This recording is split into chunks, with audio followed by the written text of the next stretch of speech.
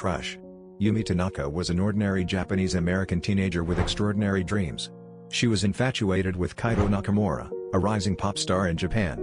Her room was a shrine to his talent, posters lined the walls, and his music played on repeat. Yumi's greatest desire was to see him perform live. Her strict parents, however, had other plans. They believed in discipline and focus on academics, and a frivolous concert in Japan was out of the question. Yumi's world shattered when they refused her plea.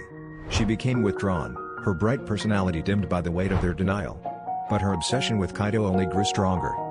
Desperation led her to explore the dark corners of the internet, where she stumbled upon tales of an ancient witch who could grant any desire, at a price. Yumi, determined and blinded by her infatuation, sought out this witch, hidden in the depths of an old forest on the outskirts of the city. The witch was a frail, eerie figure, draped in shadows. Her eyes gleamed with malevolent intelligence as she listened to Yumi's plea. In exchange for a spell that would bind Kaito's heart to hers, the witch demanded something precious. Yumi stole her mother's treasured ring, a family heirloom, and presented it to the witch. The witch accepted with a crooked smile and began her incantation. Days turned into weeks, and Yumi saw no change. Frustration gnawed at her, but the witch assured her that the spell was working. Kaito, far away in Japan, began to have vivid dreams of an unknown girl. He couldn't eat, couldn't sleep, and his once flawless performances started to falter. His obsession grew, eclipsing his career and driving his manager to desperation. Kaito's manager launched a frantic search for the girl haunting his star. Clues led them to Yumi, whose face matched the description from Kaito's dreams.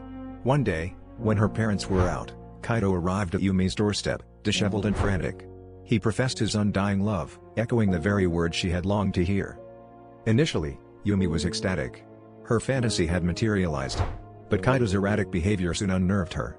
His eyes were wild, his voice unsteady, and he spoke of nothing but her. His presence was suffocating, and the reality of the spell's dark power began to dawn on her.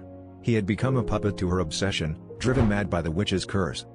Yumi, now terrified, tried to push him away, but Kaito's obsession had consumed him completely. He grabbed her, and in the ensuing struggle, they tumbled out of the second-story balcony, falling to the ground below. Their bodies lay intertwined, broken. The neighborhood buzzed with horror and speculation, but only the witch knew the true cost of Yumi's wish. The stolen ring lay at her feet, its once brilliant shine now dulled by the shadow of the tragedy it had wrought.